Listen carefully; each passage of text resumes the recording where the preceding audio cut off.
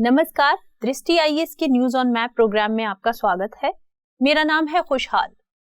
पिछले सप्ताह के राष्ट्रीय और अंतर्राष्ट्रीय वो स्थान जिनका संबंध मानचित्र से हो सकता है या वो खबर जिनको मानचित्र की सहायता से सॉल्व किया जा सकता है, उनके साथ हम इस सेशन में आपके सामने उपस्थित हैं। शुरुआत करते हैं लास्ट टाइम में पूछे गए प्रैक्टिस क्वेश्चन के साथ।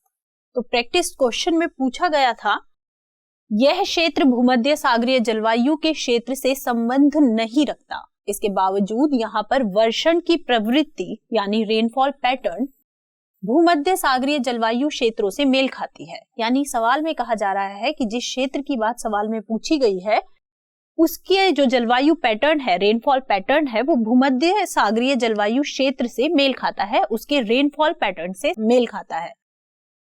हालांकि यह भी उल्लेखनीय है कि यहाँ पर भूमध्य सागरीय जलवायु क्षेत्रों की तुलना में बहुत कम वार्षिक तापांतर पाया जाता है। यानी सवाल में जो ऑप्शन दिए गए हैं उनमें से कोई एक उत्तर ऐसा है जिसकी रेनफॉल पैटर्न भूमध्य सागरीय जलवायु जैसी है, साथ ही उसका जो वार्षिक तापांतर है वह कम है भूमध्य सागरीय जलवायु की तुलना में। तो अभी हम अपने ऑप्शंस देख लेते हैं। मंगलुरु, तूतीकुड़ी जिसका पुराना नाम तूतीकोरिन था, कोल्लम और काकीनाडा। अब देख लेते हैं, ये है मंगलुरु, कोल्लम, तूतीकुड़ी और काकीनाडा। अब हम बात करते हैं साउथ वेस्ट मॉनसून की। जब साउथ वेस्ट मॉनसून आता है, भारत में प्रवेश करता है, तो कोल्लम और मंगलुरु इन सब क्षेत्रों में वर्षा हो जाती है। केरल से ही मॉनसून आता है और ये मॉनसून यहाँ आते आते, क्योंकि यहाँ पर क्या होता है, निम्न दाब बना हुआ होता है, तो इस वजह से ये पूरा जो मॉनसून है इस तरफ मुड़ जाता है। यह सब हमने ज्योग्राफी में पढ़ा है। और जाते हुए इस क्षेत्र में भी वर्षा हो जाती है, काकीनाडा वाले क्षेत्र में। लेकिन जब मॉनसून साउथ वेस्ट मॉनसून आता है, एंटर करता है, तो तूतीकुड़ी जो है ये रेन शेडो एरिया में आता है, यहाँ पर बरसात नहीं होती उस वक्त।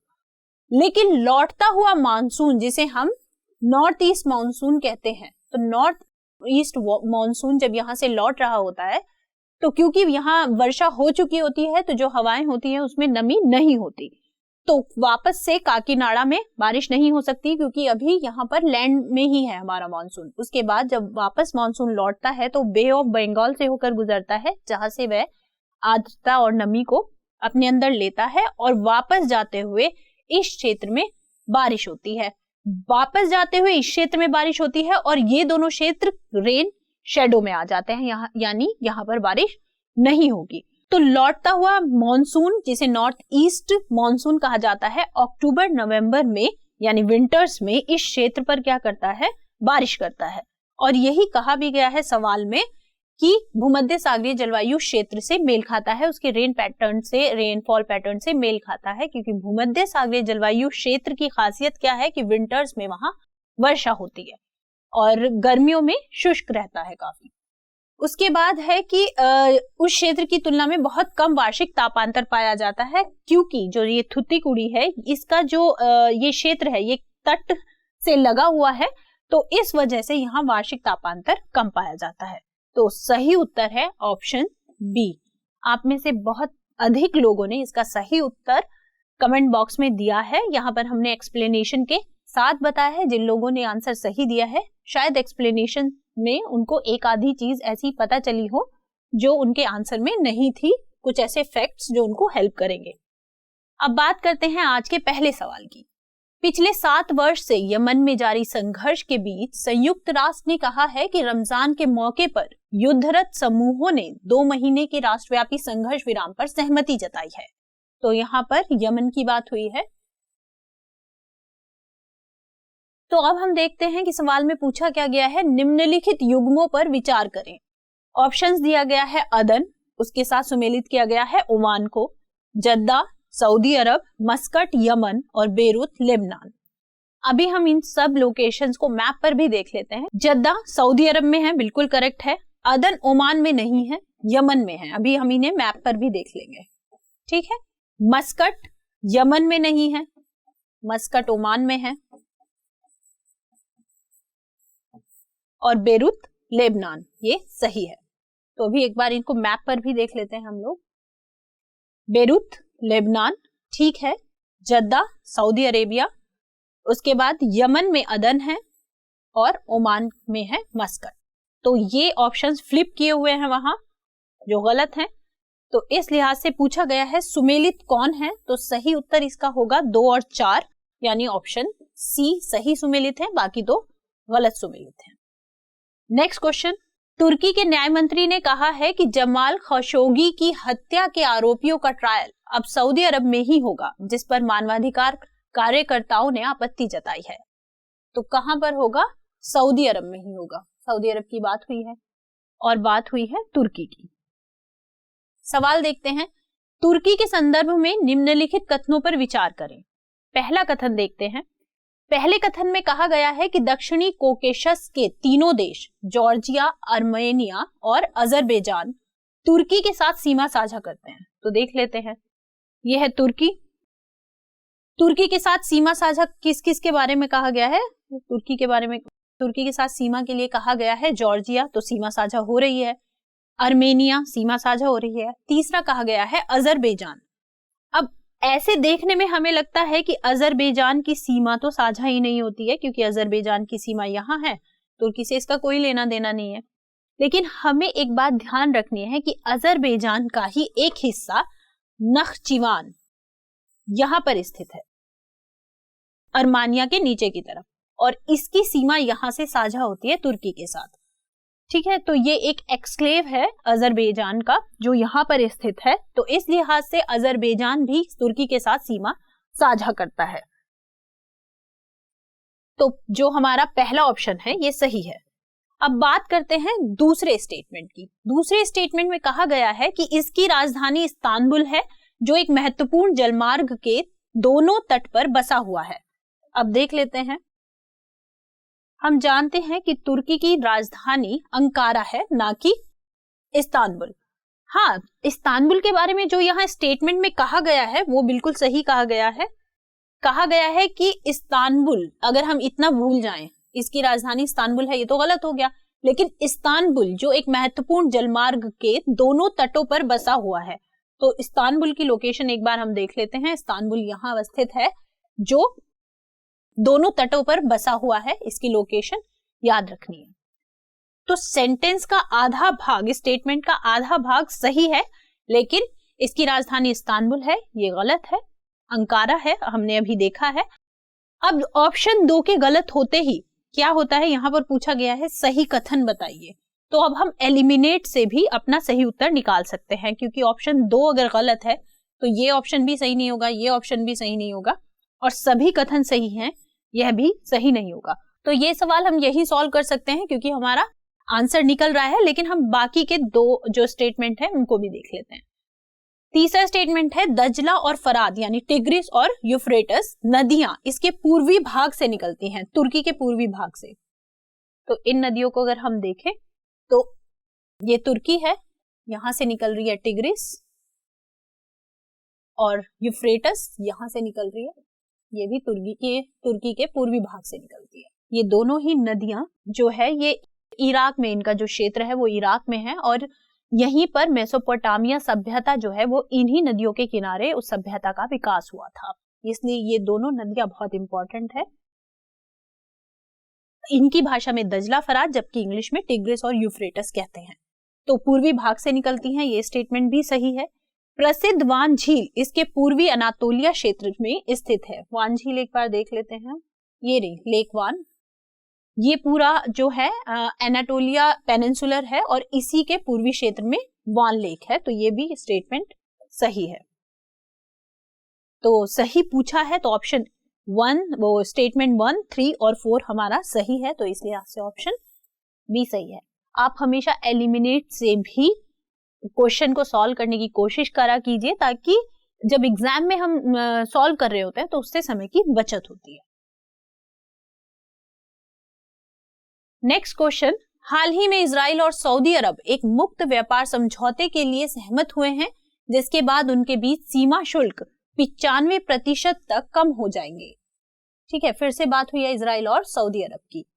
एक जलयान प्रश्न क्या है, एक जलयान अकाबा की खाड़ी में स्थित इजरायली बंदरगाह ऑयलेट से चलता है और सबसे छोटे समुद्री रास्ते से होते हुए फारस की खाड़ी में स्थित सऊदी अरब के दम्माम बंदरगाह तक जाता है। पहले इन दोनों की लोकेशन देख लेते हैं सवाल को आगे पढ़ने से पहले।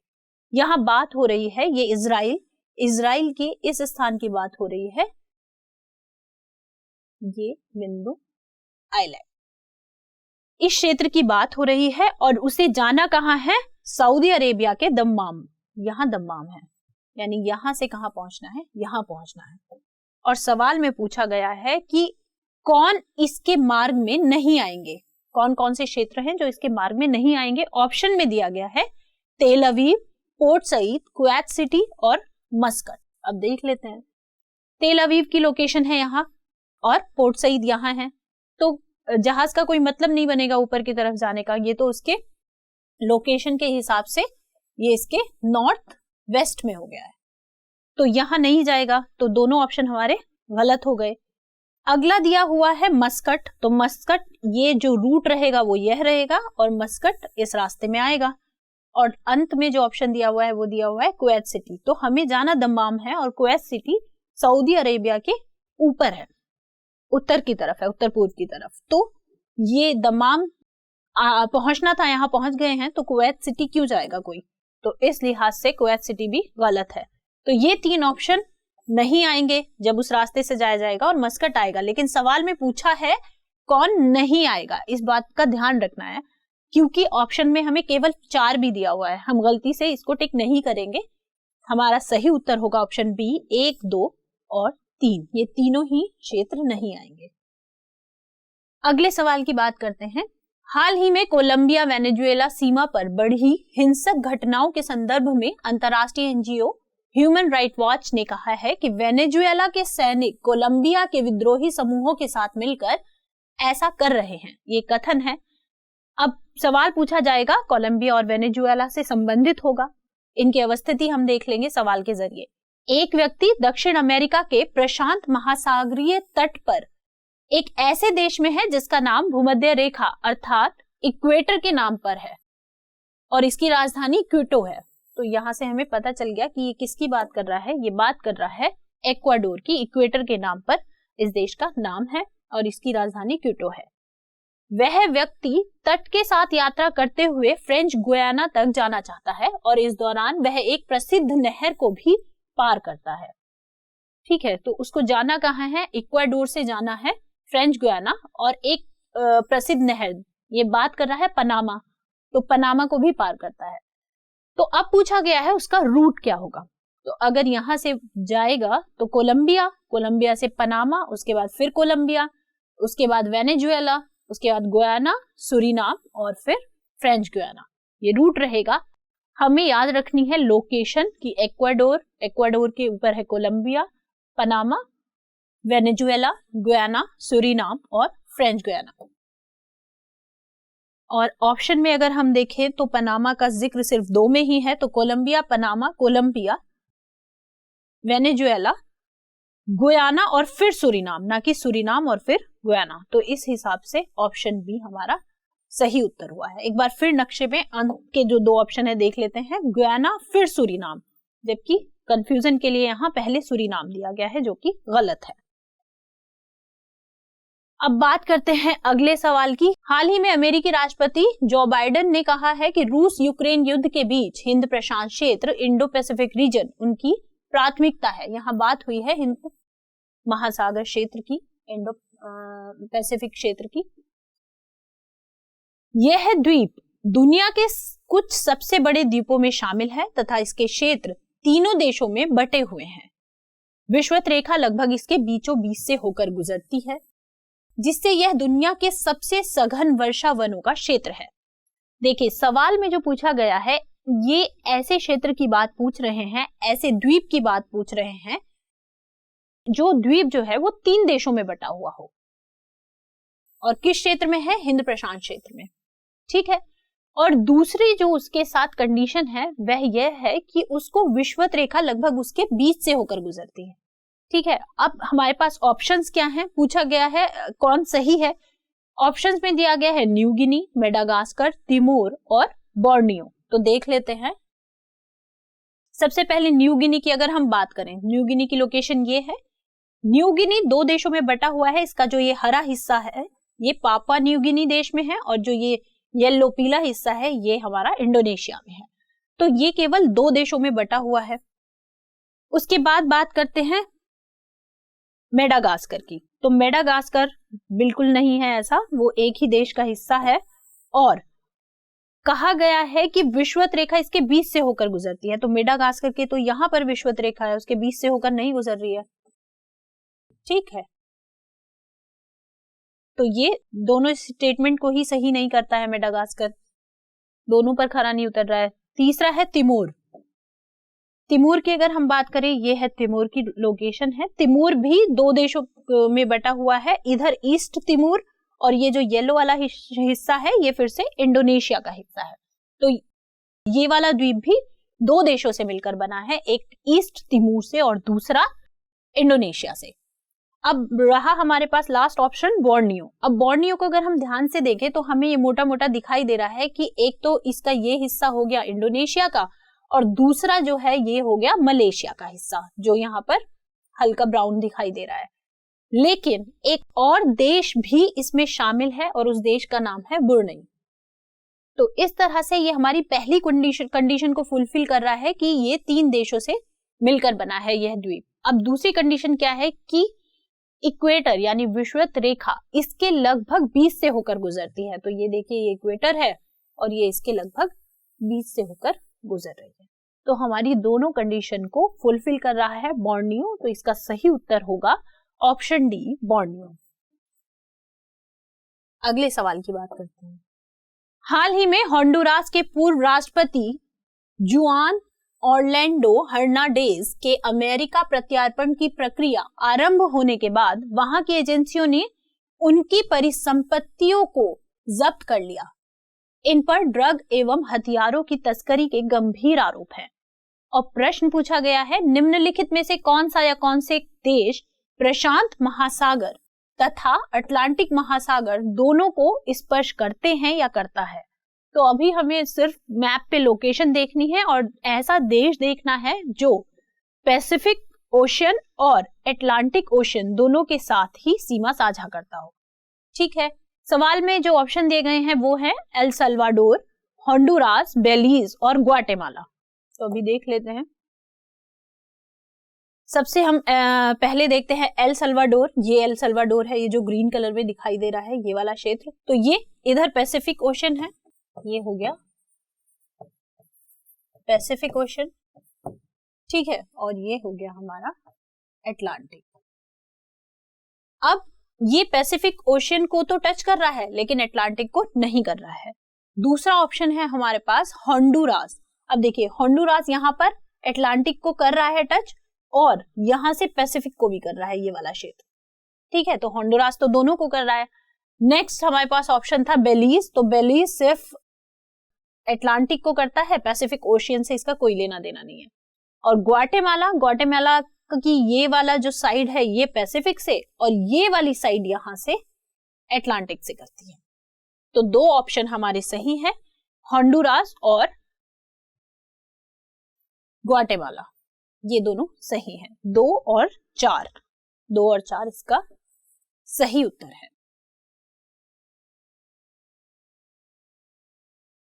अगला सवाल, हाल ही में रूस यूक्रेन युद्ध के बीच कोसोवो और बोस्निया एवं हर्जेगोविना के शीर्ष नेतृत्व ने एक इंटरव्यू में कहा कि नाटो में शामिल होना उनकी क्षेत्रीय सुरक्षा के लिए महत्वपूर्ण है।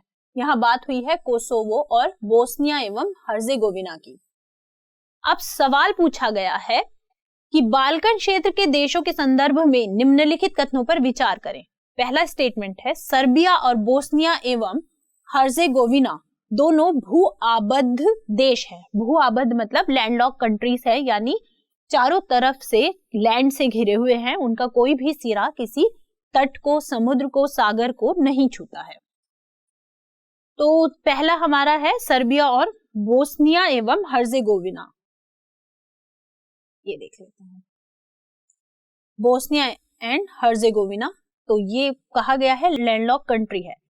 अगर आप इसे इस तरीके से देखेंगे तो देखेंगे क्रोएशिया यहाँ पर जो कंट्री है वो पूरा ये तट से लगी हुई है, और देखने से जब आप जूम करके देखेंगे तो लगेगा कि ये लैंडलॉक कंट्री ही है। लेकिन यहाँ एक बहुत छोटा सा क्षेत्र है जो यहाँ एड्रियाटिक सी में लगता है, तो ये लैंडलॉक कंट्री तो नहीं है। ठीक है, अब दूसरा स्टेटमेंट देखते हैं। ये पहला स्टेटमेंट हमारा गलत हो जाता है। अब इस स्टेटमेंट के गलत होते ही पूछा गया है कौन सा कथन सही है, तो हमारा ऑप्शन ए एलिमिनेट हो जाता है, ऑप्शन सी एलिमिनेट हो जाता है। अब हमारे पास दो ऑप्शन है, या तो स्टेटमेंट 2 सही होगा या गलत, तो दो ऑप्शन बचते हैं। देख लेते हैं सेकंड स्टेटमेंट। डेन्यूब नदी के तट पर बसे शहरों में हंगरी की राजधानी बुडापेस्ट सर्बिया की राजधानी बेलग्रेड से पहले आती है। अब देखते हैं डेन्यूब नदी यूरोप की दूसरी सबसे बड़ी नदी है डेन्यूब नदी। डेन्यूब नदी ये है, इसको मार्क कर लेते हैं पहले।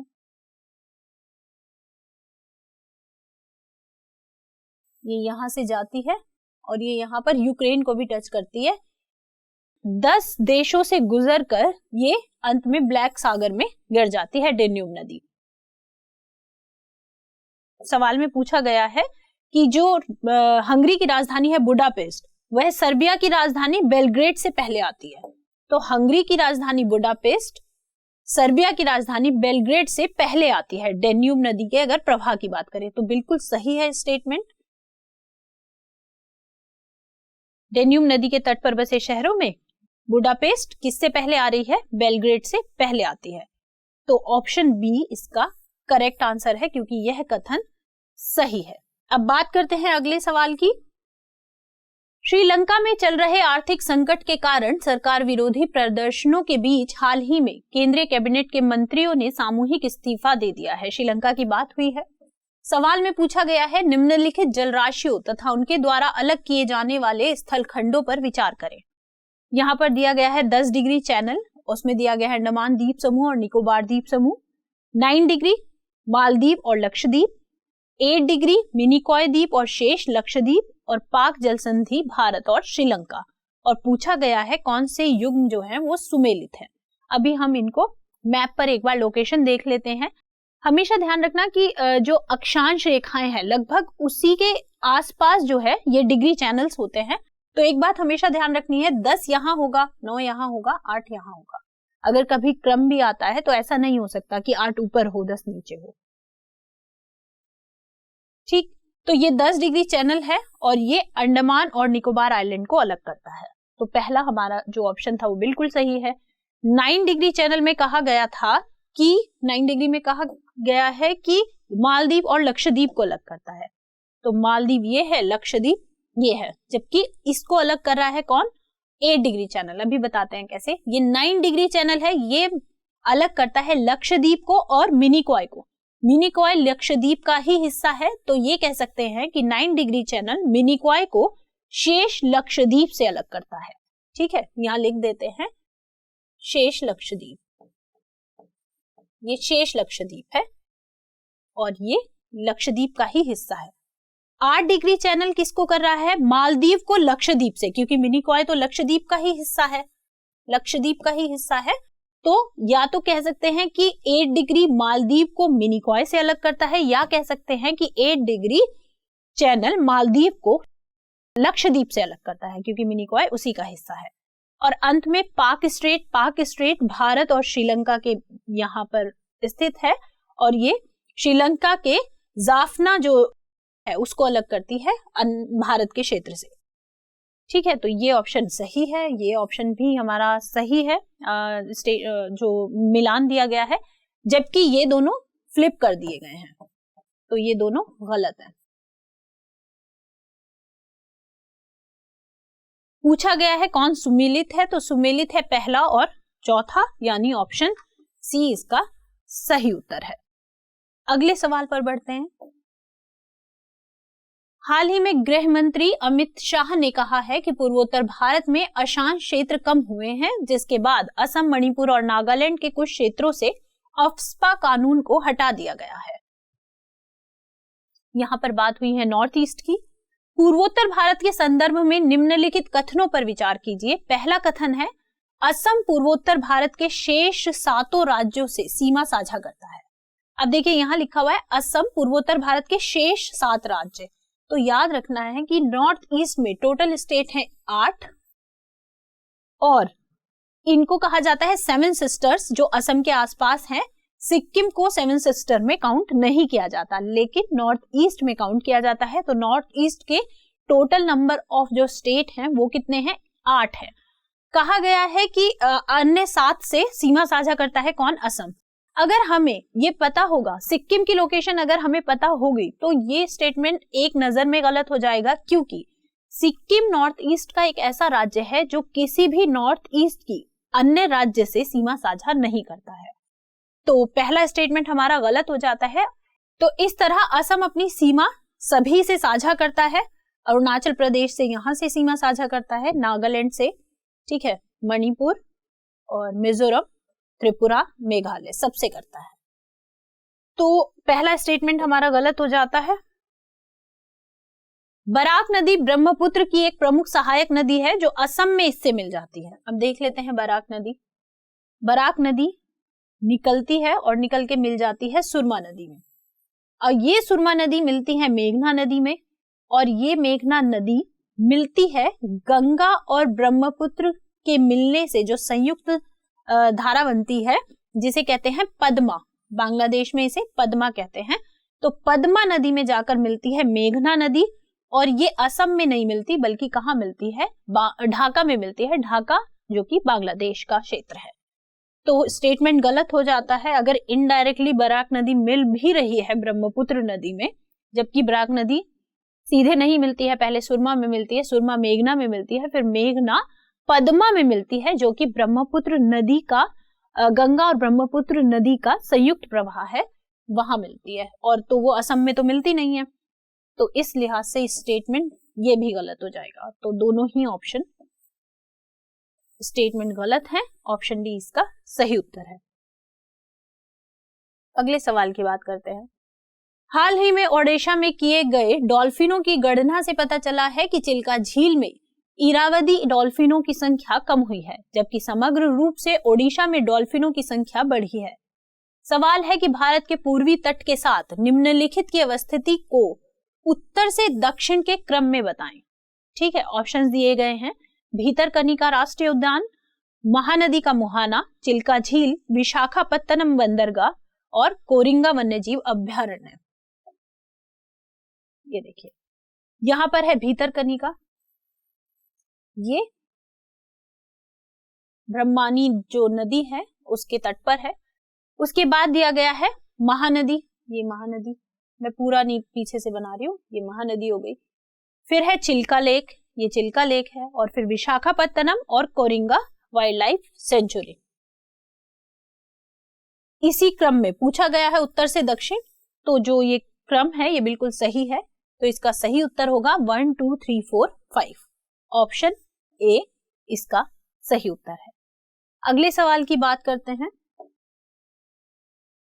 हाल ही में 2 दिवसीय दौरे पर गए जम्मू एवं कश्मीर परिसीमन आयोग को जम्मू में विरोध प्रदर्शनों का सामना करना पड़ा।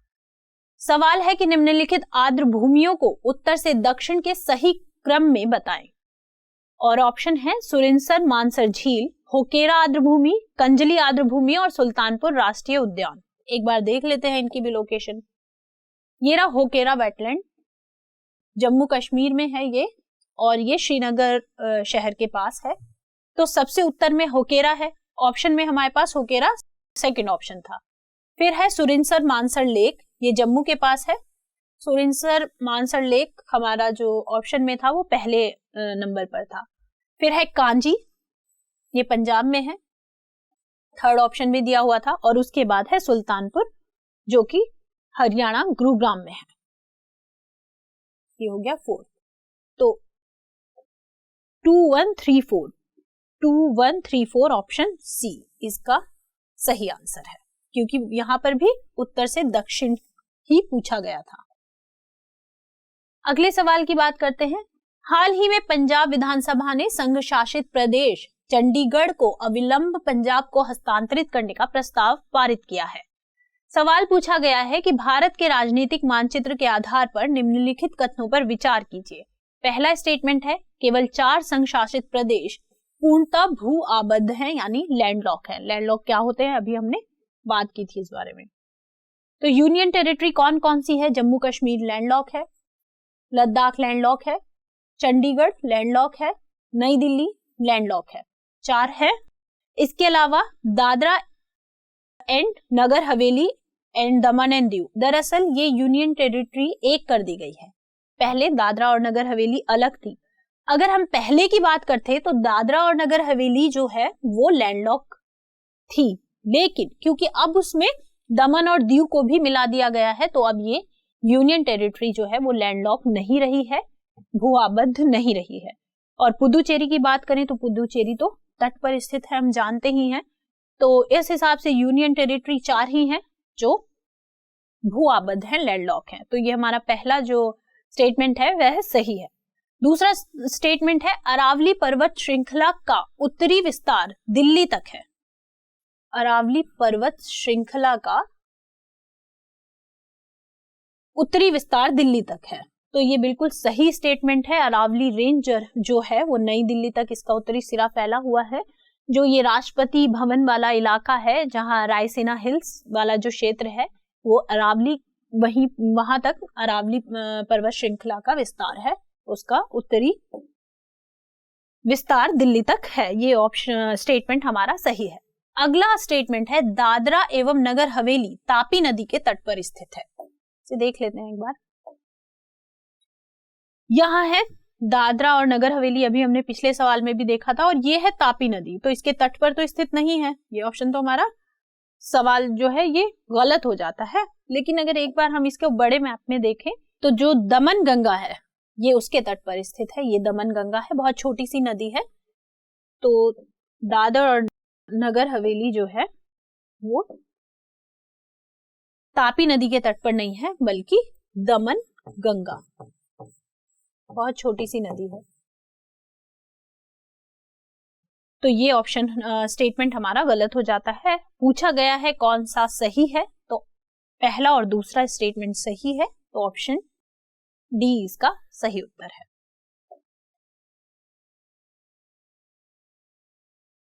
अगला सवाल पहले न्यूज में क्यों है इसको देख लेते हैं। हाल ही में आंध्र प्रदेश उच्च न्यायालय के एक निर्णय के बाद वहां की राज्य सरकार ने अमरावती को राजधानी के रूप में विकसित करने के लिए 5 वर्षों का समय मांगा है। सवाल है निम्नलिखित कथनों पर विचार करें। पहला स्टेटमेंट है अमरावती विजयवाड़ा के निकट गोदावरी नदी के तट पर स्थित है।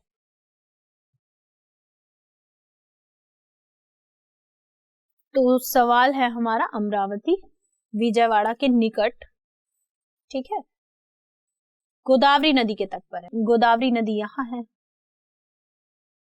जबकि अमरावती जो है वो कृष्णा नदी के तट पर स्थित है। तो पहला स्टेटमेंट गलत। शेषाचलम बायोस्फीयर रिजर्व दक्षिणी आंध्र प्रदेश में स्थित है, इसको भी देख लेते हैं। ये है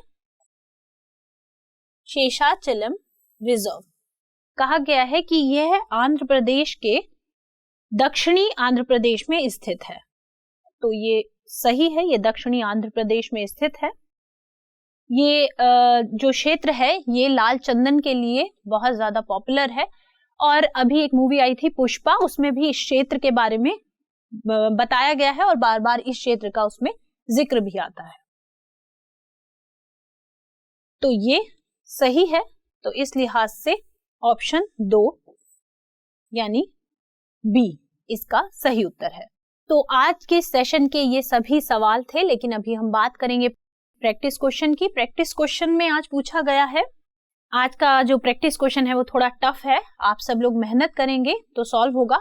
एक व्यक्ति अमृतसर, इसकी लोकेशन दी हुई है 31.63 डिग्री नॉर्थ और 74.87 डिग्री ईस्ट से अमेरिकी राज्य कोलोराडो की राजधानी डेनवर, जिसकी लोकेशन है 39.74 डिग्री नॉर्थ और 104.99 डिग्री वेस्ट तक की यात्रा हवाई जहाज से करना चाहता है।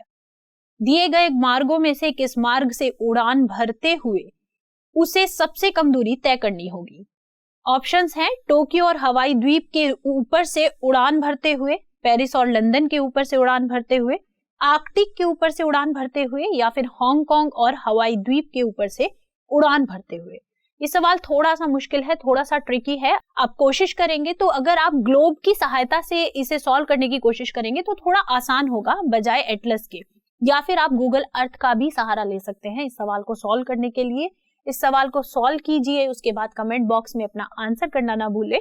और अगर ये सॉल्व नहीं होता है तो भी चिंता की कोई बात नहीं है, क्योंकि अगले सेशन में हम इसको एक्सप्लेन करेंगे और इसका सही उत्तर आपको बताएंगे। तब तक के लिए बी हेल्थी, बी स्टडी और बी केयरफुल। नमस्कार।